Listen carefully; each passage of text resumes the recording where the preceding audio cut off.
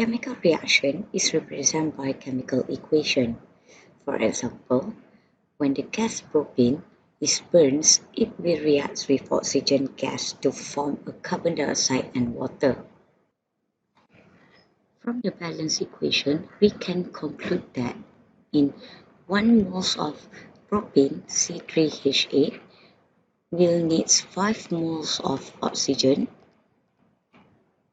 will produce 3 moles of carbon dioxide, and produce 4 moles of water. So this is the relationship that we can take out from this balance equation. 1 mole of propane will need 5 moles of oxygen. 1 mole of propane will produce 3 moles of carbon dioxide.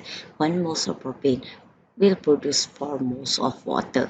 Okay, so ni dia punya hubung kait. So let's have a look at this example. Okay, so the question asks you the mass of sodium chloride produced when chlorine reacts with 52.60 gram of sodium iodide. So take out all the information from the question, right? So from here we have the mass of sodium iodide, okay, NaI, which is 52.60 gram. So the balance equation is already given. Okay, so from the balance equation, okay, so sekarang ni dia tak bagi, it didn't mention the mass of chlorine. Okay, so kita just assume chlorine is in excess lah. Okay, so based on the mass of sodium iodide, we can find the mass of chlorine. Okay, so from the balance equation, right, so 2 moles of sodium iodide will produce 2 moles of sodium chloride. Okay, from the mass of sodium iodide, we can find the number of mole of sodium iodide, which is 52.60 gram times with, okay, so the molar mass of sodium iodide is, okay, so the molar mass of sodium iodide is 23 plus 126.9. Okay, so we have 149.9 gram per mole. So in 1 mole of sodium iodide, we'll have 149.9 gram. Okay, so since kita nak gram ni, so kita letak gram dekat bawah. Okay, so mole kita nak, so mole dekat atas, so we can cancel out the gram. So we can find the moles of sodium iodide, which is 0.3509. Okay, so now kita ada the concept, okay, based on the balance equation, 2 moles of sodium iodide is will produce 2 moles of sodium chloride. So since kita nak mass of sodium chloride, okay, so we have the moles of sodium iodide, the actual moles of sodium iodide from its mass. Okay, so 0.3509 mole of sodium iodide times with, okay, so from the concept here, kita tak nak mole of sodium iodide, so dia letak kat bawah.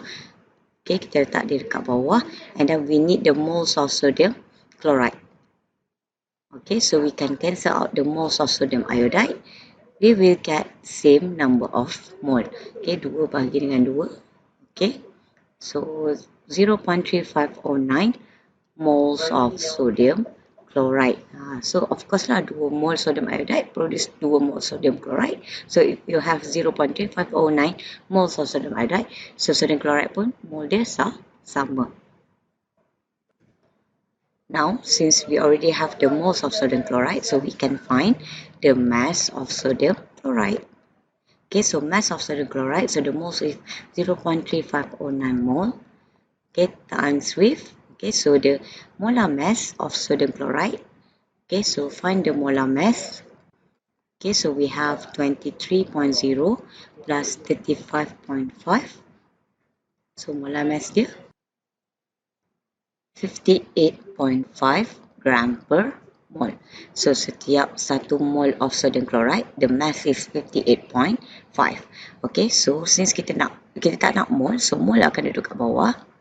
Okay, the mass 58.5 gram duduk kat atas, so we get the mass of sodium chloride, which is 20.53 gram.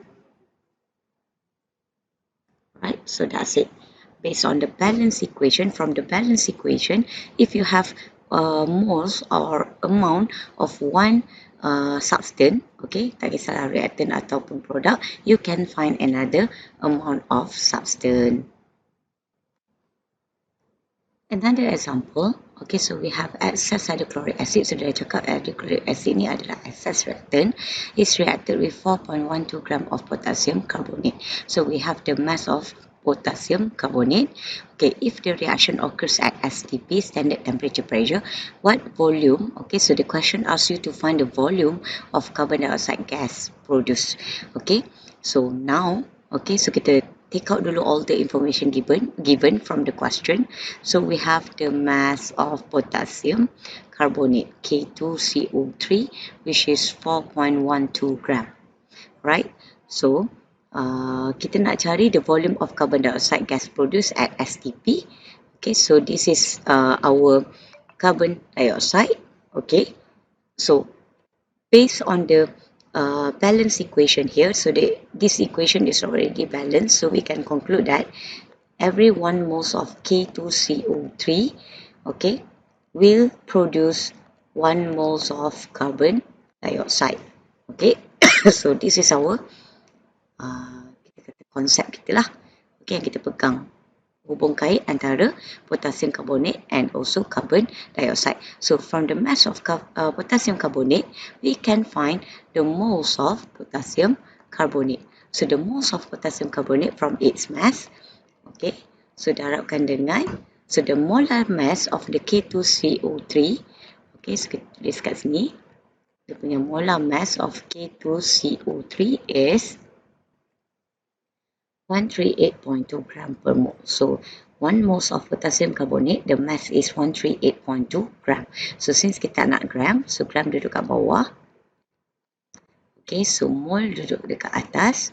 So we can cancel out the gram, so we can find the moles of potassium carbonate, which is 0.02981 moles. So once kita dah ada the moles of potassium carbonate, okay, so we can find the moles of carbon dioxide. So, okay, the number of mole of carbon dioxide is equals to, from the moles of potassium carbonate, 0.02981 mole of potassium carbonate, okay, times with, okay, so from the concept here, okay, from the concept here, kita tak nak mole K2CO3, okay, so kita letak dekat bawah. Right, so kita nak moles of carbon dioxide. Okay, so now we can cancel out the moles of K2CO3. So we will get 0.02981 moles of carbon dioxide as well. Okay, so kita nak volume of carbon dioxide produced at STP. So the concept is, at STP, 1 moles of carbon dioxide gas will have 22.4 liter volume. Okay, so ni adalah untuk setiap 1 mol carbon dioxide. Okay, pada STP, the volume is 22.4 liter. Okay, so since we have only 0.02981 mole of carbon dioxide, okay, moles of carbon dioxide, so the volume will become, okay, so kita tak nak mole carbon dioxide akan duduk kat bawah. From the concept here, the moles of carbon dioxide duduk kat bawah, so we can cancel it out. Okay, so the volume, okay, duduk dekat atas. So you will get the volume of the carbon dioxide at STP, which is 0.6678 liter.